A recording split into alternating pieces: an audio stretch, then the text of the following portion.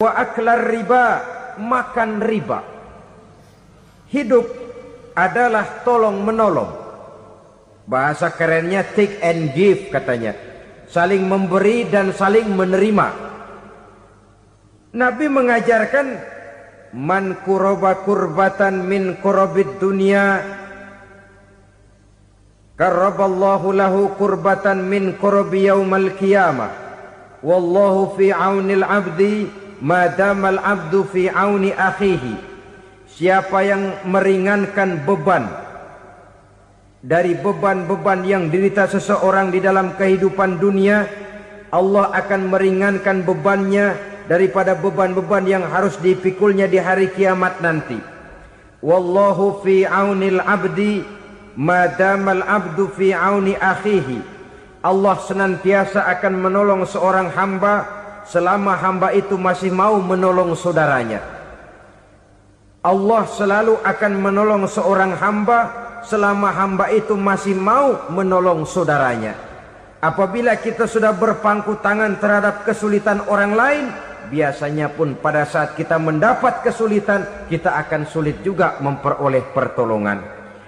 Nah, riba alias renten, kedoknya adalah menolong orang, tapi sama juga bulu buntutnya dilepas, palanya dicekek.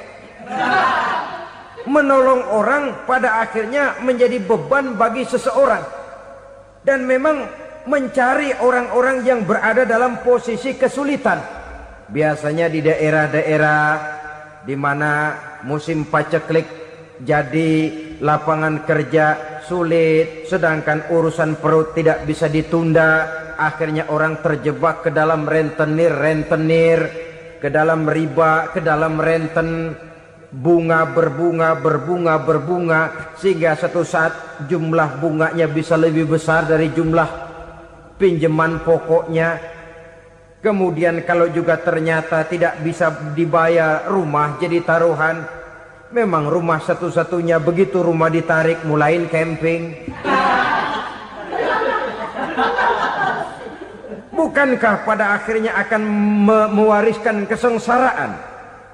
Oleh karena itu, kepada kita berusahalah jangan berhubungan dengan rentenir, jangan makan renten dan riba. Kepada mereka yang melaksanakan riba, walaupun mendatangkan keuntungan materi, tapi percayalah harta yang didapat dengan jalan riba tidak akan membawa keberkahan.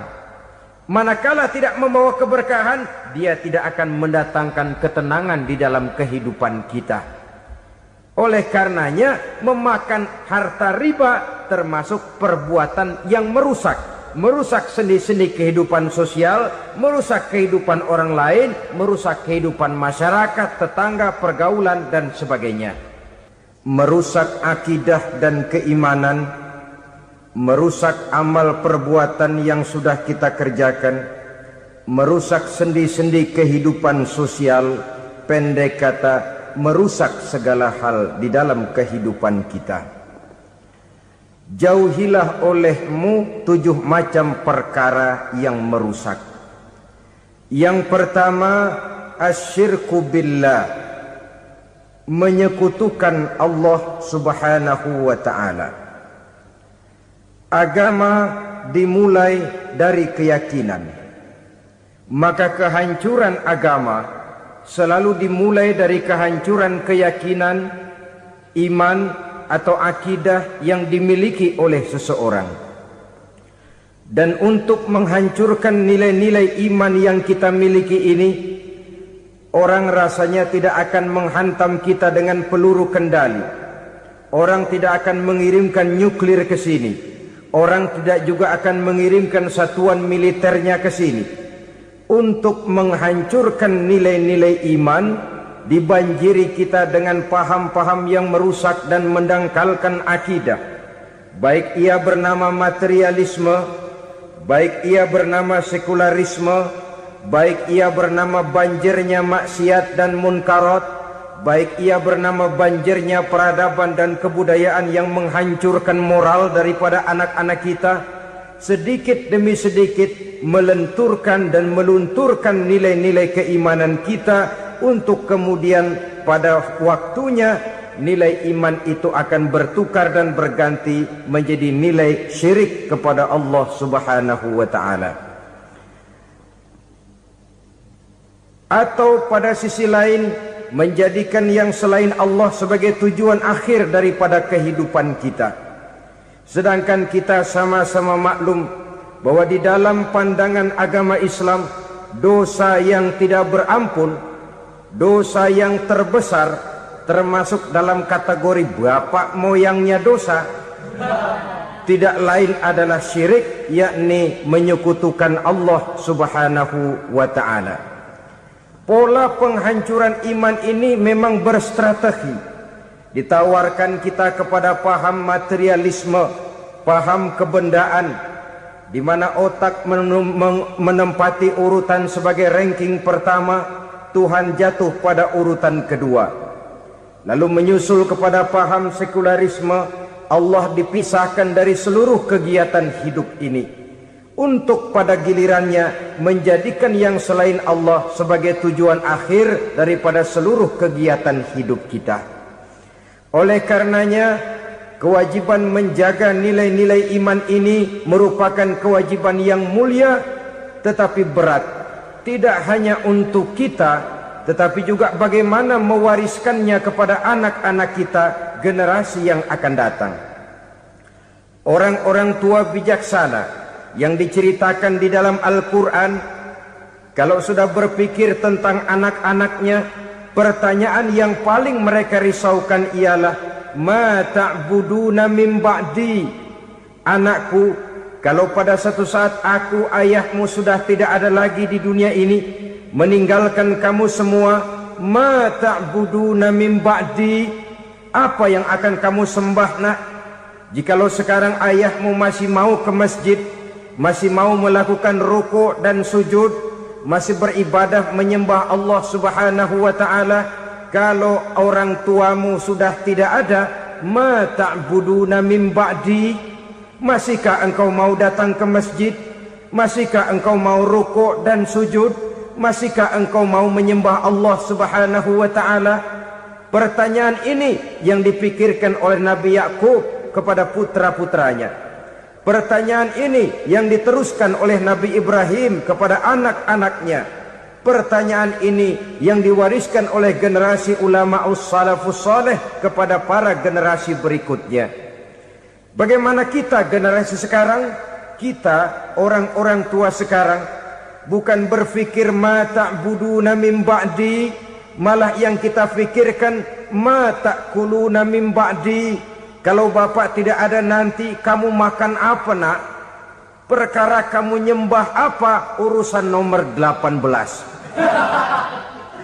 Yang penting kamu nanti hidup bisa makan nak. Maka kita sibuk mewariskan harta kepada anak-anak kita. Kita sibuk mewariskan kebun dan tanah kepada anak-anak kita. Kita sibuk mewariskan pabrik kepada anak-anak kita, sementara kita lupa mewariskan intan yang paling mahal, mewariskan mutiara yang paling berharga, yaitu nilai iman kepada Allah Subhanahu wa ta'ala. Alangkah baiknya apabila warisan harta, warisan tanah dan kebun, warisan rumah dan pabrik didasari lebih dahulu dengan mewariskan nilai iman kepada Allah Subhanahu wa ta'ala. Sebagai orang-orang tua, kita boleh bersedih kalau anak kita tidak mengerti komputer. Kita boleh bersedih kalau anak kita tidak mengerti matematika. Kita boleh bersedih kalau anak kita tidak mengerti bahasa Inggris. Tapi sewajarnya lebih bersedihlah kita orang tua jikalau mempunyai anak yang tidak kenal Allah sebagai Tuhannya, yang kemudian tidak mau rukuk dan sujud kepada Allah Tuhannya. Itulah kemalangan yang paling malang bila kita meninggalkan generasi yang tidak bertauhid kepada Allah Subhanahu wa ta'ala. Betapapun anak kita tidak ngerti komputer, saudara, paling-paling kerugiannya cuma kerugian dunia. Masuk dia ke alam barzakh, munkar nakir tidak akan sempat tanya kau belajar komputer apa tidak. Kumpul dia di padang mahsyar, malaikat juga tidak akan tanya matematikamu nilainya berapa. Yang ditanya kau kenal Allah, kau rukuk dan sujud kepadanya, kau pernah datang ke masjid. Oleh karena itu sekali lagi, menjaga nilai iman tidak hanya untuk kita, tetapi juga mewariskannya kepada anak-anak kita, generasi yang akan datang. Sungguh kemalangan yang paling besar apabila kita meninggalkan anak-anak kita. Mereka kita tinggalkan lemah ekonominya, itu tidak baik. Mereka kita tinggalkan lemah otaknya, itu pun akan membuat mereka tertinggal oleh yang lain. Tapi yang paling celaka, jikalau kita tinggalkan mereka dalam kondisi lemah imannya, rapuh akidahnya, tidak baik dan tidak betul keyakinan hidupnya. Oleh karena itu Nabi berpesan, jauhilah 7 perkara yang merusak. Yang pertama, syirik kepada Allah subhanahu wa ta'ala. Menyekutukan Allah baik dalam ucapan, dalam keyakinan ataupun dalam perbuatan. Ini perkara pertama yang termasuk 7 perusak besar di dalam kehidupan. Kalau sudah jatuh kita ke lembah syirik, bagaimanapun banyak kebaikan yang kita kerjakan, berjiwa sosial, bertangan pemurah, gemar menolong orang lain, kalau memang dasarnya syirik, maka seluruh kebaikan kita akan hancur, tidak akan ada nilainya dalam pandangan Allah subhanahu wa ta'ala. Dalam pandangan manusia mungkin kita dicatat sebagai orang sosial, gemar menolong orang lain, tidak berpangku tangan melihat orang yang mendapat kesulitan. Tapi oleh karena dasarnya syirik, dasarnya tidak mentauhidkan Allah, maka seluruh nilai kebaikan yang kita kerjakan tidak akan ada nilainya dalam pandangan Allah subhanahu wa ta'ala.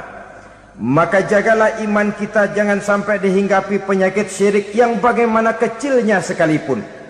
Sekali lagi, baik syirik dalam bentuk ucapan, syirik dalam bentuk keyakinan, sampai kepada syirik dalam bentuk perbuatan, kita berhindar kepada sifat-sifat yang sedemikian itu. Karena apa? Dalam satu ayat Quran Allah subhanahu wa ta'ala menjelaskan, innallaha la yaghfiru ayyushraka bih wa yaghfiru ma duna dzalika liman yasha. Allah tidak akan memberi ampun kepada orang-orang yang menyekutukannya, tapi Allah masih mau memberikan ampun kepada dosa-dosa yang selain itu bagi orang-orang yang dikehendakinya. Dosa selain syirik, apabila kita bertaubat, Allah masih mau mengampuni. Tapi kalau sudah jatuh ke tempat syirik, itu sudah dosa yang tidak berampun. Taubatnya tidak lain melepas syirik, kembali kepada tauhid, berkeyakinan bahwa hanya ada Allah subhanahu wa ta'ala, Tuhan satu-satunya, yang lam yalid walam yulad walam yakul lahu kufuwan ahad. Tidak beranak, tidak pula diperanakkan, dan tidak satupun yang dapat menyerupai Tuhan Allah subhanahu wa ta'ala. Saudara-saudara kaum muslimin rahimakumullah, bahwa kita di zaman sekarang memang tidak menyembah berhala, ya. Bahwa kita tidak berterang-terangan mengatakan Tuhan lebih dari satu, memang. Bahwa kita tidak berkeyakinan Tuhan itu punya anak atau diperanakkan, tentu. Tapi dalam perbuatan dan i'tiqad, kita kadang-kadang jatuh tanpa kita sadari ke tempat yang bernama syirik ini.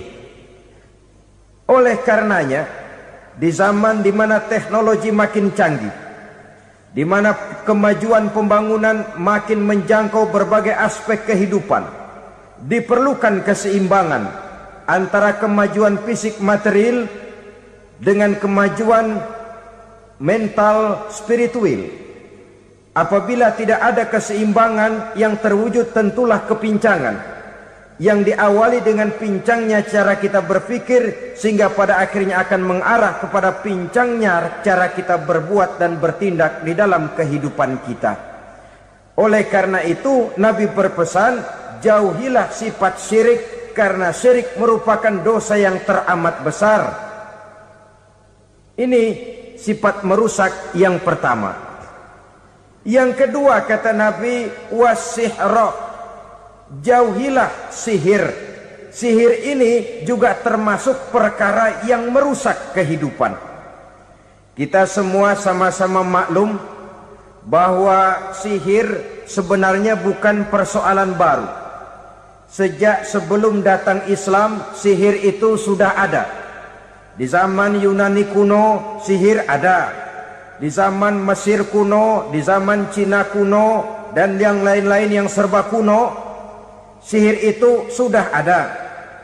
Bahkan para nabi pun, para rasul yang diutus oleh Allah Subhanahu wa ta'ala, senantiasa berhadapan dengan ahli-ahli sihir untuk menguji kebenaran dari misi yang mereka bawa. Sihir adalah perbuatan di luar kebiasaan yang bisa dikerjakan oleh ahlinya dengan bantuan jin atau setan. Hukum mempelajari sihir adalah haram, mengamalkannya lebih haram lagi. Sebab itu saudara-saudara, sihir merupakan perbuatan merusak yang harus kita jauhi.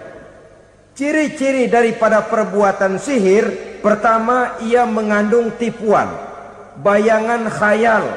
Di zaman Nabi Musa misalnya, orang melihat tambang-tambang itu seperti ular. Nabi Musa melayangkan tongkatnya menjadi ular-ular besar yang memakan ular-ular kecil ciptaan tukang-tukang sihir Fir'aun tadi. Lalu sihir bisa terjadi dengan bantuan jin kafir atau setan. Kemudian ciri yang ketiga, sifatnya halus dan tersembunyi. Taruh kata ada seorang ahli sihir yang mempergunakan ayat-ayat Quran sebagai jompa-jampe, sebagai baca-bacaan, itu cuma sekedar kedok. Tujuannya tidak lain menjadikan agama sebagai ketok untuk membenarkan cara yang dimurkai oleh Allah Subhanahu wa ta'ala. Satu hadis yang diriwayatkan oleh Imam Bazar dan Tabrani, Nabi berpesan, "Laisa minna man tatayyara lahu au takahhana au tukuhhina lahu au sahira lahu." Tidak termasuk ke dalam golonganku, kata Nabi. Tidak termasuk umatku. Siapa mereka? Man tatayyara lahu, orang yang bertatoyur. Apa tatoyur itu? Dari kalimat toyaro, artinya terbang. Toir biasa diartikan dengan burung. Tatoyaro percaya kepada suara-suara burung. Man tatayyara lahu, mempercayai, meyakini dengan benar-benar kepada suara beburungan. Kan suka ada itu, nah bunyi burung tuh, maling liwat. Maling liwat. Burung bunyi, maling liwat. Itu termasuk tatayyara lahu, percaya kepada suara burung. Kan aneh kalau suara orang nggak dipercaya, suara burung malah dipercaya. Ada ustadz ceramah, kiai ngaji, nggak mau didengerin, burung dengerin bener. Nah, suaranya dari sebelah mana? Belah kulon. Nah, itu tandanya ano. Habis dihitung-hitung. Itu termasuk tatayyara lahu. Au takahana, atau bertenung, au tukuhina, atau minta ditenungkan, au sahirolahu, atau melakukan perbuatan sihir atau minta disihirkan. Laisa minna, tidak termasuk ke dalam golonganku, kata Nabi. Sehingga dengan demikian saudara-saudara, menghadapi sihir dengan sihir sekalipun termasuk perbuatan yang tidak diajarkan oleh agama. Kita kan mempelajari sihir untuk jaga diri. Tidak apa-apa, yang dilarang mengamalkannya, dilarang juga mempelajarinya. Sebab orang kalau sudah mengetahui, biasanya lalu terangsang untuk mencoba. Kalau percobaannya berhasil, biasanya terangsang untuk coba lagi dan coba lagi. Pada akhirnya ketagihan, lalu beralih menjadi profesi, apalagi itu nanti bisa mendatangkan hasil uang. Saudara-saudara kaum muslimin rahimakumullah, kita manusia makhluk nyata, kita hidup di alam nyata, terikat oleh sunnatullah, causality. Oleh karenanya bagi kita keyakinan yang penuh, keikhlasan di dalam bertuhankan Allah, penyerahan diri sepenuhnya hanya kepadanya, itu sudah merupakan obat penangkal yang sangat ampuh agar kita tidak terkena penyakit-penyakit yang dibuat oleh setan dan para pembantunya. Sehingga beberapa ayat Quran mengajarkan, misalnya a'udzu bikalimatillahi tammati min syarri ma khalaq, atau bismillazi la yadurru ma'asmihi syai'un fil ardi wala fis sama, dengan menyebut nama Allah yang tidak bisa mendatangkan bahaya sedikit pun, dari baik yang datang dari langit maupun yang datang dari bumi. Jiwa yang kosong dari keyakinan yang penuh kepada Allah, jiwa yang penuh was-was dan ragu-ragu, itu yang mudah terserang oleh penyakit-penyakit yang dikerjakan oleh para tukang-tukang sihir, yaitu oleh setan dan seluruh para pembantunya. Kemudian hadis kedua yang diriwayatkan oleh Imam Ibnu Hibban, Nabi bersabda, la yadkhulul jannata mudminu khamrin wala mu'minu bisihrin wala qati'u rahmin. Tidak masuk surga. Ini Nabi yang bilang, tidak masuk surga. Siapa itu?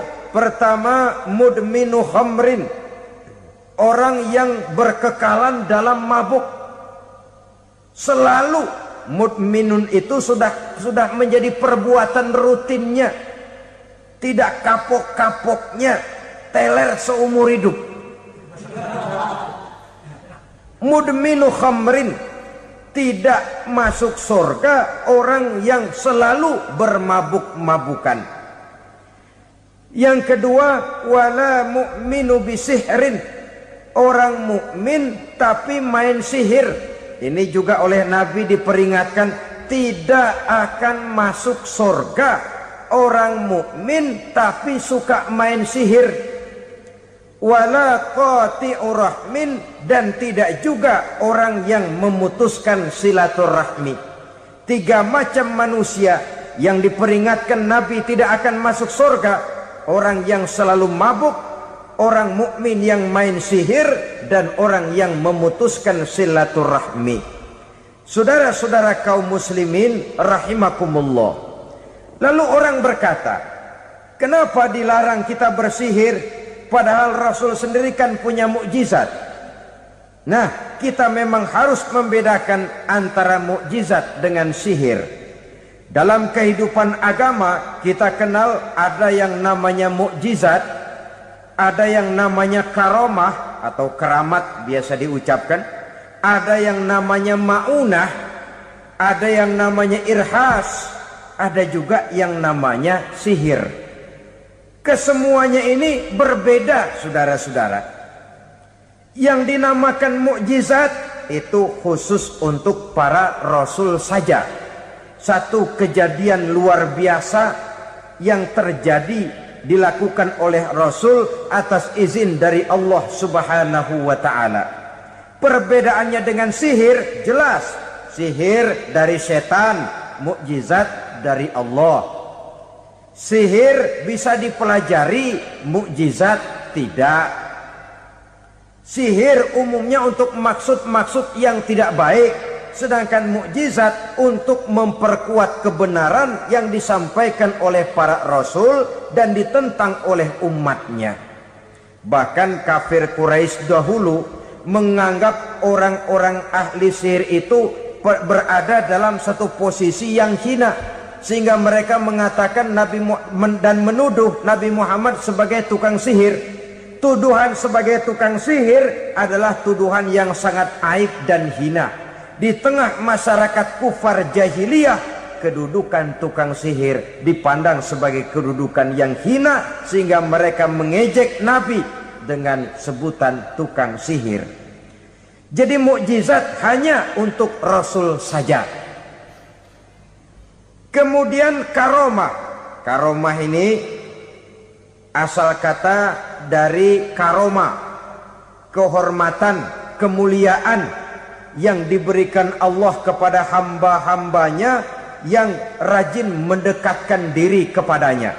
Oleh karena ketekunannya melaksanakan ibadah, Allah memberikan keistimewaan kepada orang itu yang dengan keistimewaannya dia bisa mengerjakan yang tidak bisa dikerjakan oleh orang lain. Karomah hanya bisa dicapai dengan prestasi ibadah. Kalau sihir mau ibadah apa enggak, asal dia belajar, bersatu dan berteman dengan setan, memenuhi persyaratan-persyaratan setan, biasanya lalu bisa. Sedangkan karomah tidak mungkin terwujud tanpa orang mendekatkan diri sedekat-dekatnya kepada Allah Subhanahu wa ta'ala. Maka kita lihat biasanya orang-orang yang punya ilmu sihir, mukanya rata-rata nggak enak dilihat. Kumuh, jauh dari air wudhu, jauh dari sujud kepada Allah, malah berteman dengan setan, menjadi pelayan-pelayannya setan. Saudara-saudara, adapun maunah, keistimewaan yang diberikan Allah kepada hamba-hambanya yang belum sampai kepada tingkat wali, tapi orang itu lebih banyak kebaikannya daripada kesalahannya. Umpamanya, saudara jalan bertiga di pinggir jalan, saudara ada pada posisi di tengah, lalu bertiga ini ketabrak mobil.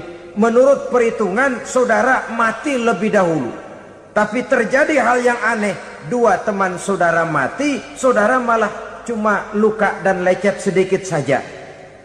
Apa itu? Kalau kita lebih banyak kebaikannya daripada kesalahannya, itu yang dinamakan maunah, pertolongan yang diberikan Allah kepada hamba-hambanya yang lebih banyak kebaikannya daripada kesalahannya. Sedangkan yang dinamakan irhas, kejadian luar biasa pada diri seseorang pada waktu dia masih kecil, yang menunjukkan tanda-tanda keistimewaannya. Itu umumnya pada para nabi pada usia kecilnya sudah ada irhas, tanda-tanda istimewa. Jelas baik mukjizat, karomah, maunah maupun irhas berbeda dengan sihir. Sihir ini jelas saja merupakan bantuan dan persekutuan antara manusia dengan setan. Padahal setan, kata Allah dalam Al-Quran, innahu lakum aduwwum mubin, sesungguhnya setan bagi kamu adalah musuh yang sangat jelas. Saudara-saudara kaum muslimin rahimakumullah, di zaman sekarang dalam menghadapi beban kehidupan yang makin pelik, menghadapi stres yang tidak kunjung selesai, menghadapi persoalan-persoalan yang teramat berat, orang sering mencari jalan keluar kepada hal-hal yang menurut pendapatnya bisa meringankan beban moralnya itu. Pergilah dia mencari sesuatu yang dapat meringankan bebannya. Dan tidak jarang yang jatuh ke pangkuan tukang-tukang tenung, ke pangkuan tukang-tukang sihir, yang mereka itu oleh Quran dijelaskan kazabal munajjimun walau sodaku.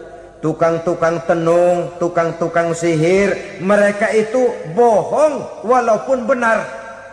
Maksudnya bohong walaupun benar, artinya kalau yang mereka kerjakan benar, itu sih kebenaran. Benar dengan kebenaran itu lain.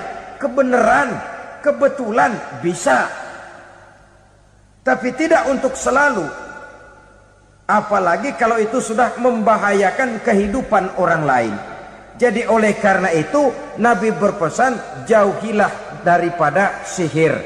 Kalau sudah jauhilah dari sihir, artinya ya jauhilah daripada mempelajarinya, jauhilah daripada bergaul dengan orang-orang yang ahli di bidang itu, karena dari pergaulan segalanya bisa menular. Baiklah saudara, ini yang kedua. Yang ketiga pesan Nabi, wa qatlan nafsil lati harramallahu illa bil haq, membunuh orang lain dengan cara yang tidak benar. membunuh orang yang diharamkan oleh Allah Subhanahu wa taala untuk melakukannya kecuali dengan alasan yang benar. Kita tahu Islam adalah agama damai. Sesuai dengan namanya, ia tidak dikembangkan dengan pedang dan kekerasan. Ia dikembangkan dengan keteladanan dan tuntunan moral. Oleh karena Islam bukan agama kekerasan, Islam pun tidak mementingkan dan mengajarkan kekerasan kecuali dengan alasan yang benar dan bisa dipertanggungjawabkan. Membunuh dengan sengaja, menghilangkan nyawa orang lain tanpa alasan yang bisa dibenarkan adalah merupakan dosa besar dan satu di antara 7 perkara yang bisa mendatangkan kerusakan dalam kehidupan dan yang hendaknya harus kita jauhi. Saudara-saudara kaum muslimin rahimakumullah, beberapa waktu yang lalu di sebuah kota kecil yang indah bernama New Auckland. Saudara tahu New Auckland? Itu dari Gunung Kidul masih ngidul lagi. Pernah diadakan satu seminar yang membicarakan bagaimana menyelamatkan masyarakat manusia dari bahaya Perang Dunia Ketiga. Diperkirakan kalau terjadi Perang Dunia Ketiga, manusia tidak akan tersisa. Sebab apa? Pada waktu itu cadangan nuklir yang dimiliki oleh bersama Amerika dan Rusia konon sudah sanggup memusnahkan 6 miliar manusia pada saat jumlah manusia baru 5 miliar. Jadi kelebihan nuklir dunia ini. Kalau terjadi Perang Dunia Ketiga, sulit manusia untuk tersisa. Maka dibahaslah di dalam seminar itu, wah, supaya tidak terjadi Perang Dunia Ketiga, maka perlombaan membuat senjata-senjata canggih, alat-alat pembunuh modern harus segera dibatasi. Dibahas, tidak mungkin kita membatasi perlombaan membuat senjata. Kenapa? Makin maju ilmu dan teknologi, makin canggih senjata yang ditemukan. Atom sudah meningkat menjadi nuklir, nuklir sudah meningkat menjadi neutron, dan kita tahu bom yang bernama neutron ini bom yang cukup membunuh tanpa perlu merusak. Artinya kalau dia diledakkan di kota kita ini, bangunan utuh, jembatan tidak ambruk, rumah-rumah tetap berdiri, tapi semua yang bernama hidup mati. Itu katanya lebih sopan dari bom atom. Sebab kalau si atom ini sudah membunuh, merusak pula. Neutron cukup membunuh saja tanpa perlu merusak. Jadi majunya senjata-senjata teknologi sebagai akibat yang logis dari kemajuan ilmu pengetahuan ini tidak bisa kita batasi. Dan memang sebenarnya yang bahaya bukan senjatanya, tapi manusia yang mengendalikan senjata itu. Mereka kembali kepada prinsip the man behind the gun. Bukan senjatanya yang bahaya, tapi manusia yang mengendalikan senjata itu yang bahaya. Walaupun senjatanya modern, katakanlah model M16 umpamanya, kalau yang mengendalikannya orang beriman, insya Allah aman. Tapi biar megang cuma senapan angin, kalau yang megang orang brutal, ngeri kita deket-deket. Apalagi kalau memang bukan ahlinya menggunakan senjata, bisa ngeker kaki kena jidat.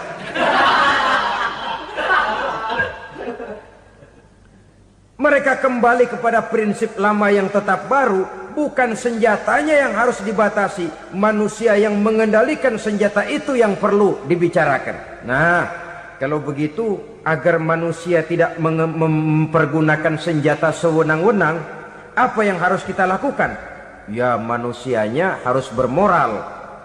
Ya, tapi moral yang mana? Di dunia ini banyak ajaran tentang moral. Itu pun mudah saja.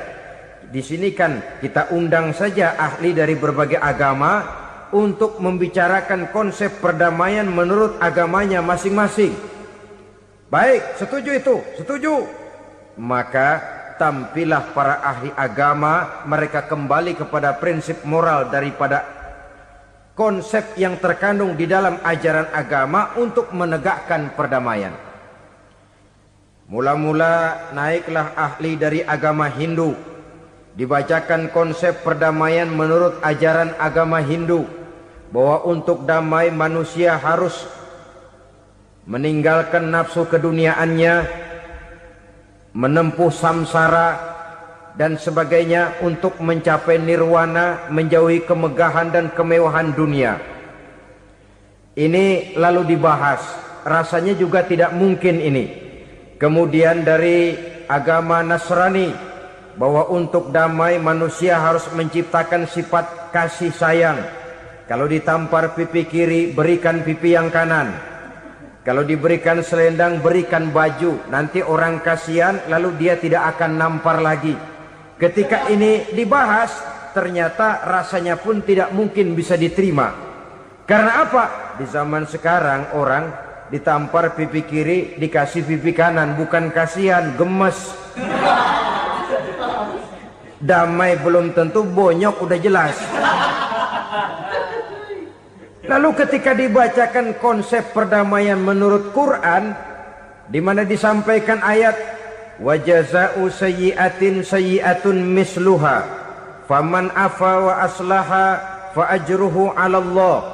Balasan terhadap satu kejahatan adalah kejahatan yang seimbang, tetapi barang siapa yang memberi maaf dan mencari jalan damai, itulah yang terbaik dan akan mendapat pahala dari Allah Subhanahu wa ta'ala. Kamu tidak salah ditampar pipi kirimu, tampar lagi pipi kirinya sekeras dia menampar pipi kirimu. Nanti orang tidak mau menampar kita karena dia tahu kalau dia tampar kita, dia akan menderita tamparan sekeras dia menampar kita. Akan terjadilah prinsip saling hormat menghormati, tidak saling ganggu, tidak saling usil, tidak saling jahil. Atas dasar ini perdamaian bisa ditegakkan. Mereka bisa menerima konsep ini, tapi kemudian seminar ditutup tanpa satu keputusan resmi. Kenapa? Terus terang mereka kagum dengan konsep Islam, tapi sentimen lama terhadap nilai-nilai Islam telah menutup mata mereka untuk menerima kebenaran dari ajaran Al-Quranul Karim. Saudara-saudara kaum muslimin rahimakumullah, kembali kita kepada persoalan pokok. Roh adalah dari Allah. Dia akan kembali kepada Allah, milik mutlak dari Allah. Tidak pantas kita merampasnya dari orang lain. Tidak wajar kita menghilangkannya tanpa alasan yang dibenarkan oleh agama. Di zaman sekarang, akibat persaingan hidup yang makin tajam, lapangan kerja yang makin sulit, tensi ekonomi yang makin tinggi, atau karena nilai moral yang makin rendah, atau juga karena rapuhnya pegangan orang kepada agama, nyawa rasanya sudah sedemikian murahnya. Berbagai kasus membuat berdiri bulu roma kita. Ada mayit, ada manusia dipotong 6, dicincang macam kambing. Ada yang dipotong 5, ada yang dipotong 13, dikardusin, dibuang ke tempat sampah. Inna lillahi wa inna ilaihi raji'un. Gejala apa ini? Kanibalisme. Manusia sudah demikian sadisnya, manusia sudah sedemikian buasnya, sehingga sesama manusia diperlakukan seperti hewan. Padahal hewan sendiri belum pernah macan makan macan, bagaimanapun buasnya macan. Belum pernah serigala memakan serigala, bagaimanapun brutalnya serigala. Tetapi manusia makan manusia di zaman sekarang kadang jadi kenyataan dalam kehidupan kita. Kadang persoalannya remeh saja. Soal uang 200 perak, pisau bicara, nyawa melayang. Soal rokok sebatang, celurit bicara, nyawa melayang. Soal-soal yang sama sekali tidak prinsip, begitu mudah kita menghilangkan nyawa orang lain. Padahal Nabi pernah memperingatkan, apabila dua orang muslim sudah berkelahi dan berbunuh-bunuhan, al-qatil wal maktul finnar, yang membunuh dan yang terbunuh dua-duanya neraka. Sahabat heran, ya Rasul, kalau yang membunuh masuk neraka itu sih wajar, tapi yang terbunuh kenapa neraka juga? Beliau menjawab, dua-duanya sudah punya niat untuk saling membunuh. Niatnya itu yang diponten. Yang terbunuh cuman lagi apes aja, keduluan dia. Umpama tidak terbunuh, pasti dia yang akan membunuh. Oleh karenanya al-qatil wal maktul, yang membunuh dan yang dibunuh finnar, dua-duanya masuk ke dalam neraka. Islam menghormati kehidupan, tidak hanya terbatas kepada sesama muslim, orang-orang yang berlainan agama pun yang mau hidup berukun, damai, berdampingan dengan umat Islam, jiwa mereka, darah mereka dilindungi oleh nilai-nilai Islam yang disebut dengan kafir zimmi ini. Mengganggu mereka sama saja dengan mengganggu aku, kata Nabi. Jadi oleh karena itu, sayangilah sesama. Kehidupan adalah anugerah Allah, bukan wewenang kita untuk mencabutnya dari orang lain, bukan wewenang kita untuk merampas dan menghilangkannya dari orang lain. Apa yang tidak enak terjadi pada diri kita, begitu pula lah apabila terjadi pada diri orang lain.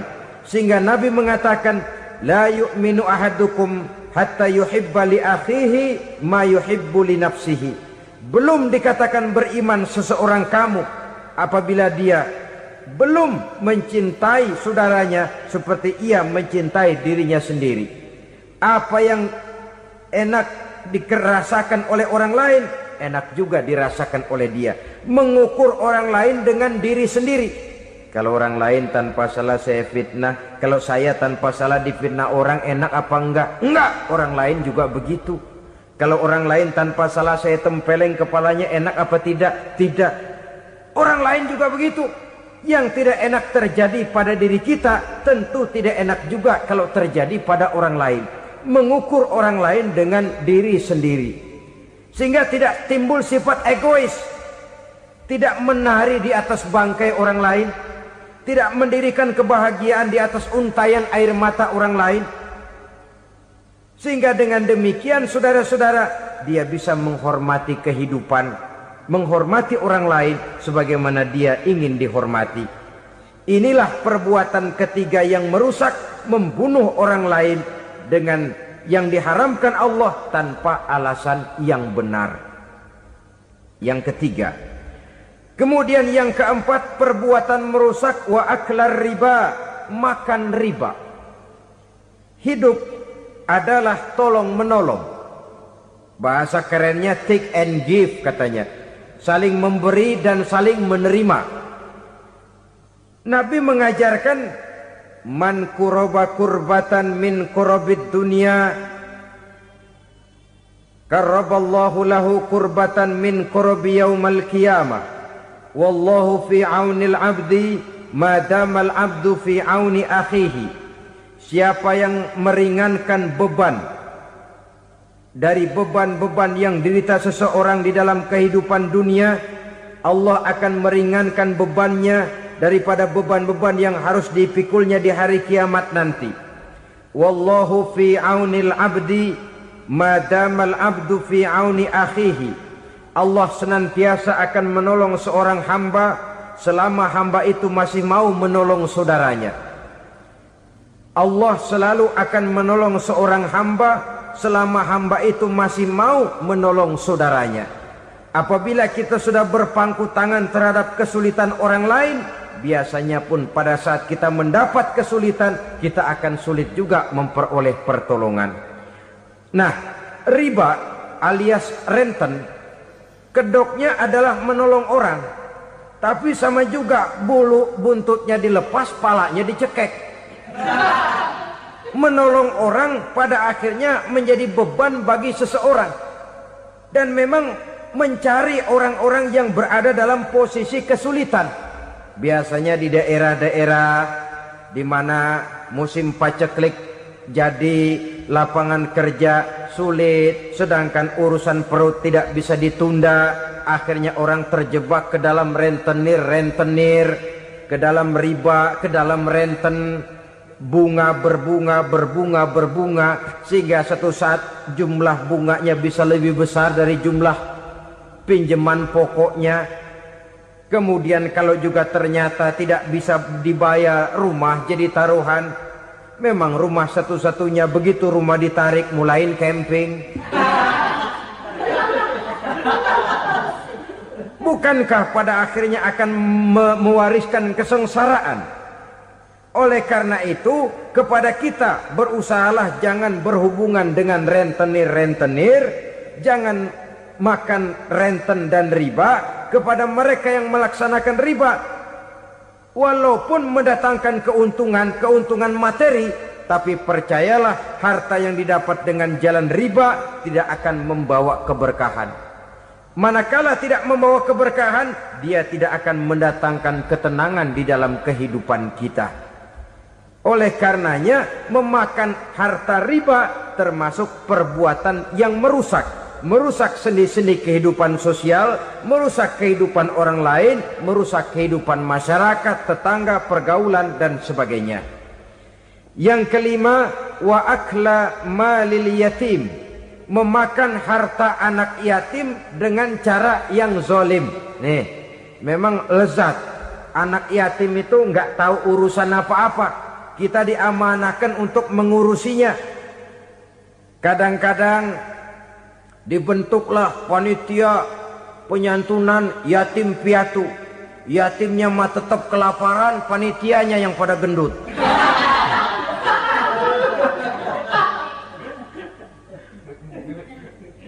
Padahal memakan harta anak yatim termasuk perbuatan dosa besar. Dan menjantuni yatim merupakan perbuatan mulia. Nabi mengatakan, ana wa kafilul yatim kahataini yaumal qiyamah. Aku dan orang-orang yang menyantuni anak yatim seperti dua jari ini pada hari kiamat nanti. Dekat sekali. Jikalau ingin di hari akhir nanti dekat dengan Rasul, bersahabatlah dengan anak-anak yatim. Jadilah pengurus anak-anak yatim. Bangunlah panti-panti asuhan yatim. Pada saat bapak ibunya meninggal, kitalah yang menjadi orang tuanya.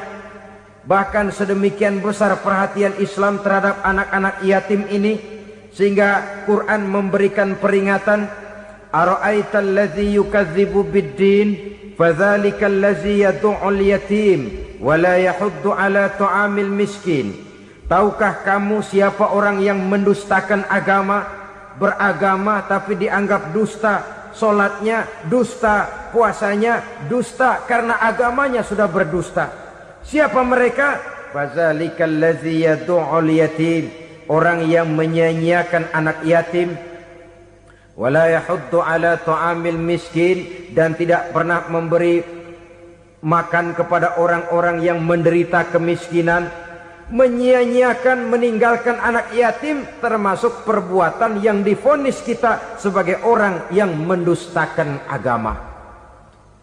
Saudara-saudara kaum muslimin rahimakumullah, maka sangat dicela mengeksploitir anak-anak yatim, menjadikan mereka sebagai kedok untuk mencari kekayaan pribadi.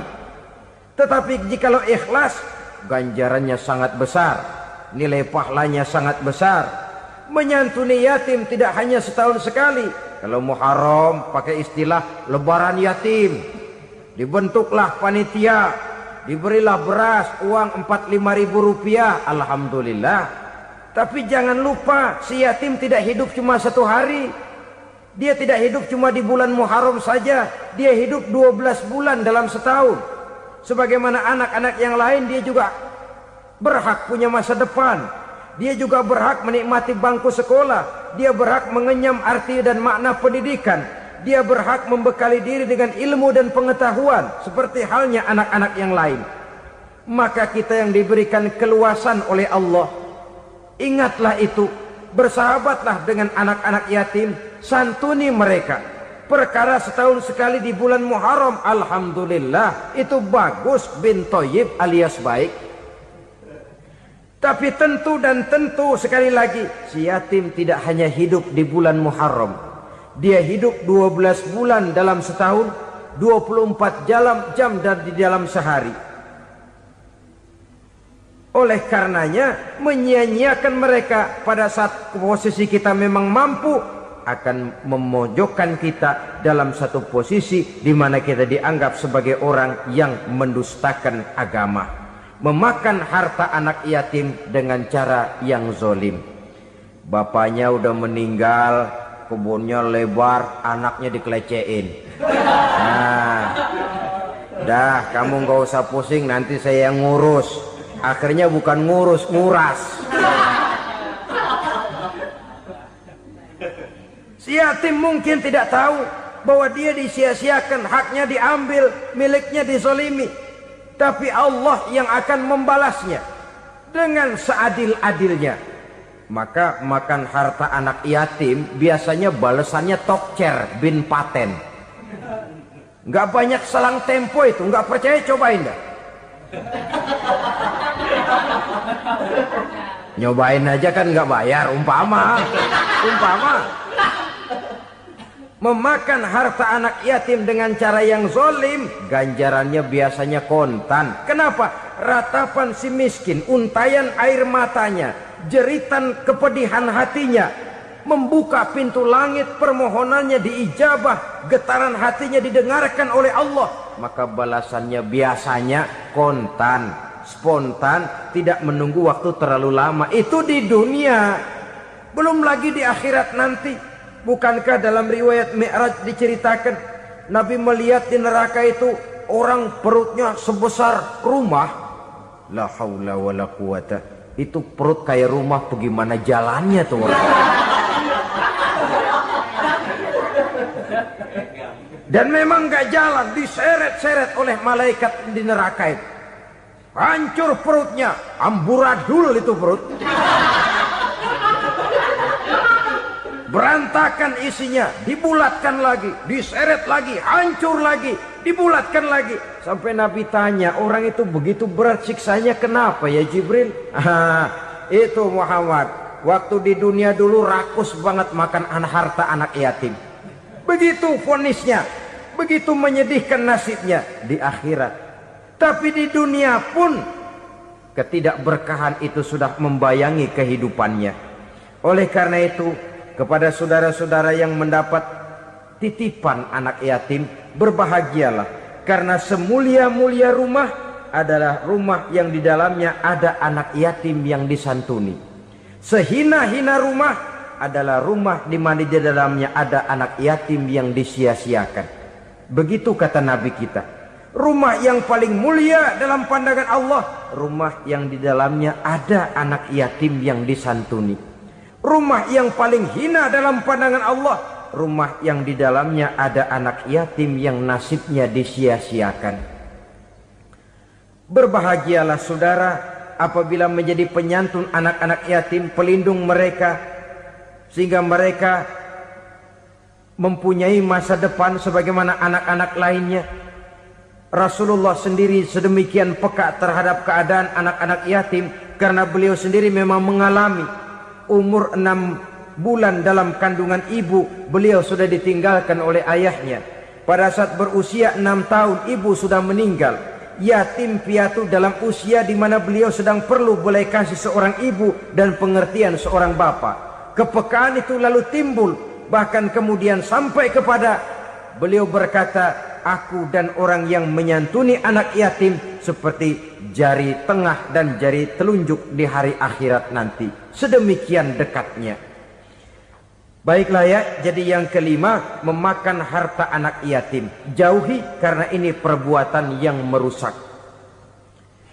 Yang keenam, watawalli yaumaz zahfi. Melarikan diri pada hari pertempuran. Apa ini? Khianat. Tidak konsekuen dengan konsep perjuangan. Pada mulanya keras benar teriak, berantas korupsi, ganyang korupsi. Cuma karena belum dapat giliran. Begitu dia naik dapat kesempatan, korupsinya lebih edan dari yang diteriakinya. Ini termasuk tawalli yaumaz zahfi. berpaling pada hari peperangan. Di saat menghadapi musuh, kalau belum kelihatan musuh, teriaknya nyaring bener, jangan takut demi kebenaran sampai titik darah yang paling penghabisan. Musuh belum kelihatan. Begitu musuh sudah kelihatan, paling dulu lari ke belakang. Kalau diajak berjuang ada saja alasannya. Sehingga Quran memberikan peringatan kepada kita semua. Mengapa kamu ini berat? Kalau sudah diajak berjuang di jalan Allah, kakimu seperti terhunjam berakar di perut bumi. Berat untuk melangkah berjuang. Lari dari pertempuran tidak konsekuen dengan konsepsi perjuangan. Mau enaknya saja. Dalam kondisi yang sulit lalu berpangku tangan. Ini termasuk ciri munafik yang di dalam Al-Quran disindir dengan bahasa kullama adha'a lahum masyaufi wa iza azlama alaihim qamu. Waktu terang mereka jalan, giliran gelap mereka mandek. Artinya, maksudnya, kalau giliran ada untungnya aja, rame-rame teriak Islam. Tapi begitu diminta berjuang, dituntut berkorban, rame-rame mundur. Waktu dilihat di Islam ada untungnya, rame-rame teriak Islam. Pak, saya Islam banget, Pak. KTP saya Islam, Pak. Pokoknya Islam banget dah. Tapi ketika diminta berjuang, dituntut sedikit berkorban, rame-rame mengundurkan diri. Tahun 65 PKI berontak. Waduh, waktu itu jadi orang Islam untung itu. Nggak dikejar-kejar, aman. Masjid rame, mobil-mobil mewah parkir di depan musola dan masjid. Kenapa? Waktu itu asal udah ke masjid aman. Islam selamat, untung. Tapi begitu keadaan aman, yang parkir di musola sepeda butut melulu.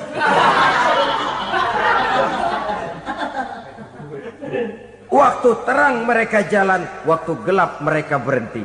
Assalamualaikum warahmatullahi wabarakatuh.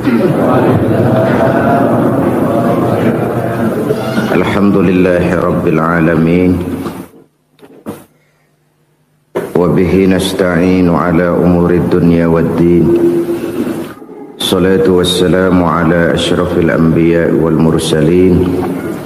Sayyidina wa maulana Muhammadin wa ala alihi wa sahbihi ajma'in, amma ba'du. Pada pertemuan kali ini secara khusus kita akan membicarakan tentang puasa ini. Kita akan mulai dari yang pertama, puasa sunnah. Sebagaimana yang kita maklum, sunnah adalah satu perbuatan yang apabila kita kerjakan berpahala, tapi apabila kita tinggalkan tidak merupakan dosa. Hanya saja ia merupakan barometer dan ukuran daripada orang-orang yang cinta kepada sunnah itu sendiri. Ada banyak jenis puasa-puasa sunnah ini. Yang pertama, puasa sunnah di bulan Muharram. Rasulullah sallallahu alaihi wasallam bersabda, "Afdhalus siyami ba'da Ramadan syahrullahil Muharram, wa afdhalus salati ba'dal fardhah salatul lail." Diriwayatkan oleh Muslim dari Abi Hurairah. Puasa yang paling utama sesudah puasa Ramadan tidak lain adalah puasa di bulan Muharram. Dan solat yang paling afdol sesudah solat yang wajib adalah solat pada sepertiga malam yang akhir. Puasa di bulan Muharram merupakan puasa sunnah dan mempunyai nilai yang sangat besar dalam pandangan Allah Subhanahu wa ta'ala. Buat mereka yang mampu melaksanakan puasa sunnah di bulan Muharram ini, boleh melaksanakannya selama 10 hari. Hari yang pertama, boleh juga 3 hari saja, atau setidak-tidaknya 1 hari daripada bulan Muharram. Yang kedua, puasa 10 hari daripada bulan Zulhijjah. Karena bulan Zulhijjah ini memang termasuk bulan yang dimuliakan oleh Allah Subhanahu wa taala. Pertama, di sana ada hari Tarwiyah, ada hari Arafah, ada hari kurban, ada talbiyah, ada pelaksanaan haji dengan segala manasiknya. Maka puasa sunnah di bulan Zulhijjah merupakan amalan yang sangat utama dan besar pahalanya dalam pandangan Allah Azza wa Jalla. Sebagian ulama menjelaskan, man shoma hazihil ayyam akramahullahu bi asyri asya'in. Siapa orang yang melaksanakan ibadah puasa sunnah pada hari-hari 10 di bulan Zulhijjah ini, Allah Subhanahu wa taala akan memuliakannya dengan 10 macam perkara. Saudara, ini keuntungannya. Yang pertama, orang yang puasa di hari-hari 10 bulan Zulhijjah diberikan al-barakah fi umrihi, diberikan keberkahan pada umurnya. Setiap kita ingin memperoleh umur yang berkah. Umur yang berkah itu yang bagaimana? Apa yang jumlahnya panjang? Mungkin. Tetapi yang jelas, umur yang berkah ini adalah umur yang bisa dipertanggungjawabkan di hadapan Allah Subhanahu wa taala. Artinya, umur yang diisi penuh dengan kebajikan, umur yang diisi dengan segala macam kegiatan ibadah, dan umur yang dengan demikian sungguh pun kita sudah mati, jasad terkubur dalam tanah, nama kita akan tetap hidup, dikenal orang oleh karena kebajikan yang kita kerjakan. Saya kira akan lebih merupakan azab ketimbang nikmat kalau orang diberikan umur panjang tapi hanya untuk menumpuk-numpuk dosa saja. Kan lebih baik mana? Umur pendek banyak pahala, umur panjang banyak dosa. Lebih baik mana? Saya yakin yang paling baik tentu umur panjang banyak pahala. Paling sial umur pendek dosa melulu. Sudah diberikan umur pendek tidak seberapa, dosa berlipat ganda. Itu kalau orang kampung bilang tekor namanya. Rugi. Umur pendek hanya untuk menumpuk-numpuk dosa. Boleh jadi kalau umat-umat zaman dulu, saudara, mereka diberikan umur panjang. Nabi Adam, kita tahu Nabi Adam itu 2000 tahun umurnya. Nabi Nuh 950 tahun. Umatnya ya rata-rata segitu itu. Nah, kalau mereka misalnya punya umur 800 tahun, lalu 200 tahun mereka melakukan dosa, kan masih punya restan 600 tahun untuk taubat. Karena umurnya diberikan jatah panjang. Kita ini oleh Allah Subhanahu wa taala, umat Nabi Muhammad ini umurnya pendek-pendek. Kalau nyontoh Nabi 63 tahun saja. Kalau diberikan 70 tahun umur kita sekarang, itu sudah dapat jatah lebih 7 tahun. Alhamdulillah bahwa Allah memberikan saat-saat, waktu-waktu, tempat-tempat yang punya nilai istimewa, sehingga umur yang pendek ini bisa bernilai panjang, nilai ibadahnya bisa bernilai pahala seperti umat yang berumur panjang dahulu itu. Karena itu manfaatkan umur dengan baik, dan salah satu keberkahan daripada umur akan datang dengan melaksanakan ibadah puasa sunnah. Ini yang pertama. Yang kedua, az-ziyadatu fi malihi, berikan tambahan hartanya, menjadi orang kaya. Kaya apa? Kaya hati setidak-tidaknya. Karena dengan tekun dan rajin melaksanakan ibadah puasa, yang segera tertanam dalam jiwa seseorang merasakan cukup di dalam kehidupan. Itulah dia orang yang paling kaya, orang yang hidupnya paling cukup. Kalau orang sudah merasa cukup dalam hidupnya, maka itulah dia orang yang kaya. Saudara-saudara kaum muslimin rahimakumullah, puasa sunnah memberikan tambahan harta, usahanya berkembang, dengan demikian membawa keberkahan, hartanya makin bertambah, akan menunjang ibadahnya kepada Allah, lebih memantapkan dan membawa ketenangan dalam hidupnya. Itu termasuk berkahnya melaksanakan puasa sunnah itu.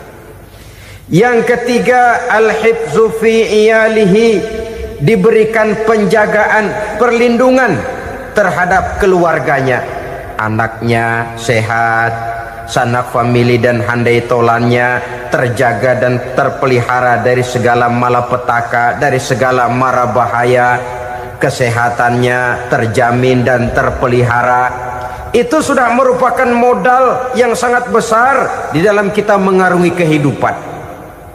Sebab rasanya sulit untuk bahagia, duit kita banyak sekali, usaha kita selalu mendatangkan untung yang berlipat ganda. Tapi sebentar-sebentar anak kita sakit, yang ampek, yang korengan, yang kena musibah, ndak karu-karuan sakit, berobat sampai jutaan rupiah. Itu kan sudah tidak membawa kebahagiaan. Uang masuk yang begitu banyak jumlahnya, habis akhirnya untuk berobat saja. Sebenarnya hitung-hitung ya seri-seri juga. Usaha berhasil, duit banyak, habis untuk berobat. Lah sama juga saudara-saudara.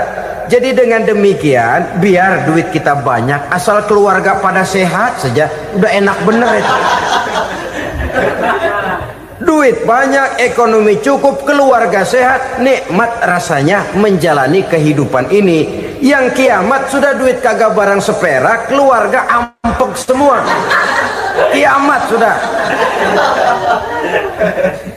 Saudara hadirin yang saya hormati, jadi yang ketiga, Allah memberikan pemeliharaan terhadap keluarganya. Satu kali orang dipelihara Allah, tidak satu kekuatan pun yang bisa mencelakakan. Satu kali orang disengsarakan Allah, tidak satu tenaga pun yang mampu menyelamatkannya. Itulah sebabnya perlindungan Allah, pemeliharaan Allah terhadap diri dan keluarga sangat kita perlukan di dalam kehidupan ini. Dengan melaksanakan ibadah puasa, kita mendekatkan diri kepada Allah. Dengan dekat kepada Allah, maka Allah pun dekat kepada kita. Sehingga dalam hadis qudsi dikatakan, ta'arraf ilallahi firraha ya'rifka fi syiddah. Ingatlah kepada Allah di waktu kamu senang, agar Allah ingat kepada kamu di waktu kamu susah. Yang kita laksanakan kadang-kadang sebaliknya. Waktu susah kita ingat Allah, waktu senang kita lupa Allah. Akhirnya nanti pada waktu kita melarat, kebelangsak, susah dan sebagainya, pertolongan tidak akan datang kepada kita. Benar, ta'aruf ilallah firraha ya'rifka fisyiddah. Ingatlah kepada Allah di waktu kamu susah, ingatlah kepada Allah di waktu kamu senang, agar Allah ingat kepadamu di waktu kamu mendapat kesusahan. Umumnya watak manusia memang kalau sudah dapat susah, ingat kepada Allah. Waktu duduk, waktu berbaring, sambil tidur, dalam segala keadaan Allah disebutnya, Allah dimintakan pertolongannya. Tapi dikala dia berada pada posisi di atas angin, merasa senang, bahagia, Allah terlupakan. Saudara-saudara kaum muslimin, itu yang ketiga. Yang keempat, at-takfiru li sayyiatihi. Orang yang melaksanakan puasa sunnah itu diampuni segala dosa dan kesalahan yang telah dilakukannya. Dan yang kelima, at-tad'ifu li hasanatihi, diberikan balasan yang berlipat ganda dari segala kebaikan yang dikerjakannya. 1 berbalas 7, 7 bisa berbalas 10, 10 masih berbalas 100, masih ditambah dengan wallahu yudha'ifu liman yasha. Allah melipat gandakan pahala orang-orang yang dikehendakinya. Maka carilah satu kebaikan yang apabila kita kerjakan, dosa akan dihapus dan nilai pahalanya menjadi berlipat ganda. Satu kali kita bekerja, 2-3 pulau bisa kita raih dan kita jangkau. Yang keenam, orang yang melaksanakan puasa sunnah di bulan Zulhijjah at-tashil li sakarati mautihi, diberikan kemudahan pada saat menghadapi sakaratul maut. Maut a mysterious problem. Dia adalah pintu yang setiap orang pasti akan memasukinya. Bahwa mati adalah mati, itu semua kita tahu. Tapi hakikat orang pada saat menghadapi mati itu kan berbeda-beda. Ada yang matinya itu gampang sekali, persis orang tidur saja, tidak nampak gelisah, tidak bikin susah yang hidup, tidak gelimpangan di tempat tidur, persis seperti orang mau tidur saja. Ada yang sulit sekali menghadapi sakaratul maut, gelimpangan di tempat tidur, bikin bingung orang yang nunggu, kadang-kadang seperti kerbau digorok lehernya. Saudara-saudara, sulit menghadapi sakaratul maut. Oleh karena itu Rasulullah sallallahu alaihi wasallam sering beliau itu kalau berdoa membaca Allahumma hawin alayya fi sakaratil maut. Ya Allah, mudahkan saya di dalam menghadapi sakaratul maut. Rasulullah saja, saudara, orang yang ibadahnya paling banyak, orang yang hatinya paling bersih, orang yang akhlaknya paling luhur, masih berdoa semacam ini. Mohon dimudahkan oleh Allah agar mudah menghadapi sakaratul maut. Apalagi kita, terus terang kita ini paling-paling kelas muhtalid, bangsa ama pahala mau ama dosa doyan. Lebih perlu lagi menghadapi sakaratul maut, sehingga apabila malaikat maut datang menjemput nyawa kita, dimudahkan, jangan dibikin sulit, supaya mudah. Jadilah orang baik-baik. Biasanya kalau banyak yang mati, malaikat maut juga kali main-mainin dulu tuh orang, utak-atik, ditakut-takutin dan segala macam. Saudara hadirin yang saya hormati, maka menghadapi sakaratul maut ini merupakan kunci. Apakah seseorang bisa husnul khatimah atau bisa su'ul khatimah? Salah satu jalan untuk memudahkan diri menghadapi sakaratul maut, melaksanakan puasa sunnah di bulan Zulhijjah ini. Yang ketujuh, ad-diya'u li zulumati qabrihi, diberikan terang di alam kuburnya. Kubur, saudara tahu, saudara tentu sering lihat orang dimasukkan ke liang lahat, ditutup dengan papan, dinding ari kata kita di kampung, lalu diuruk lagi dengan tanah. Dalamnya liang lahat, gelapnya liang lahat, gelapnya diuruk dengan tanah, gelapnya di dalam kubur, tiga gelap yang menjadi satu. Bapak moyangnya gelap.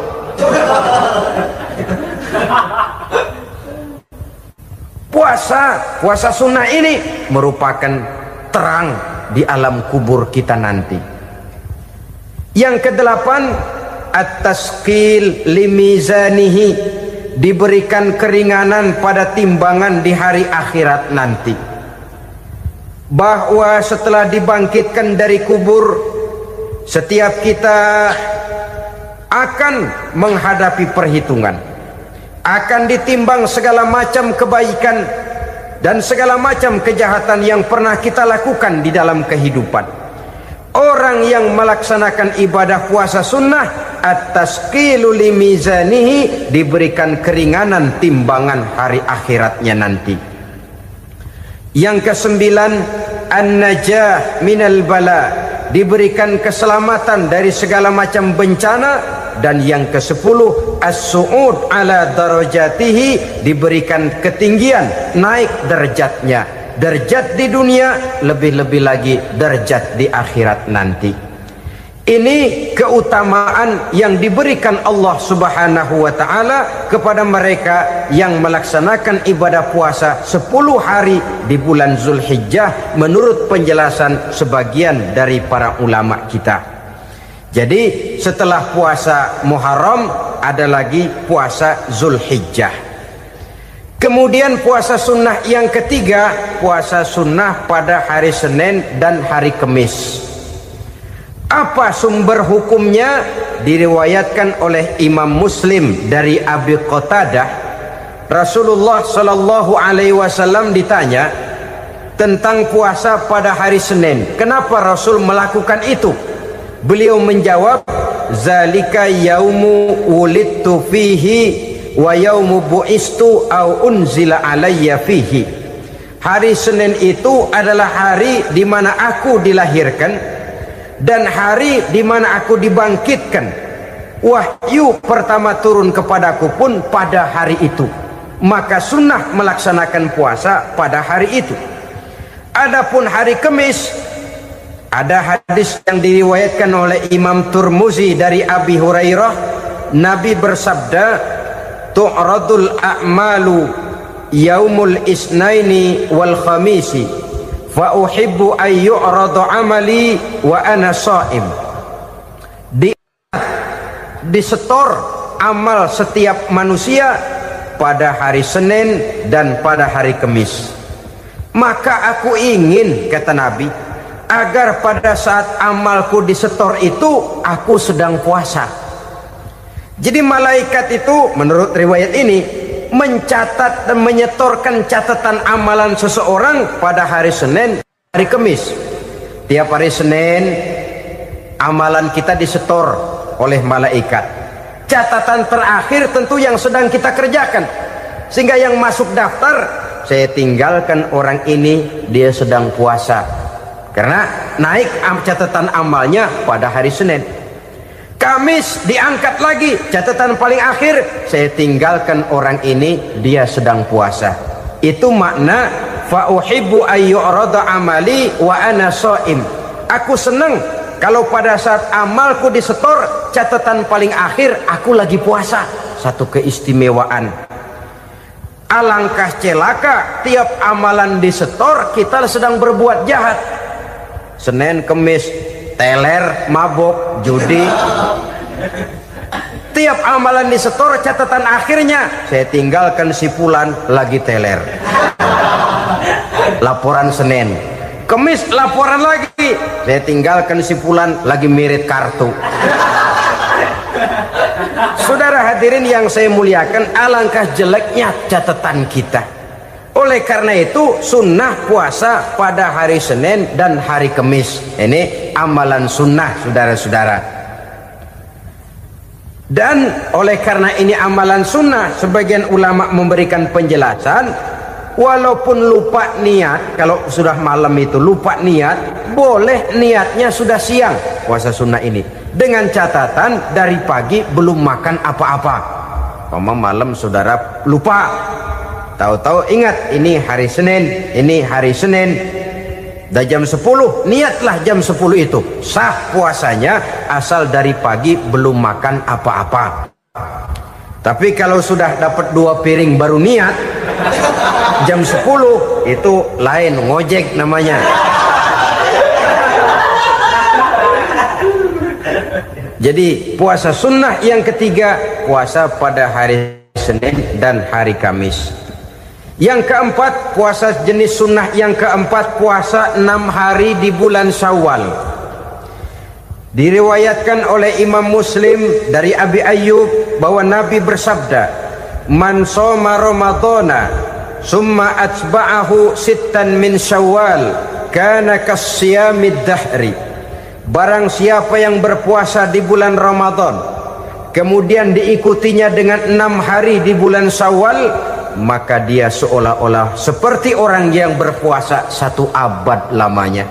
Allahu Akbar. Demikian besar keuntungannya. 6 hari di bulan Syawal sama dengan orang yang berpuasa 1 abad lamanya. Ini fadailul a'mal, saudara-saudara. Jangan diartikan karena menang sudah puasa 6 hari bulan Syawal, Ramadan tahun depannya lantas nggak puasa. Kenapa? Ukurannya sudah 1 abad.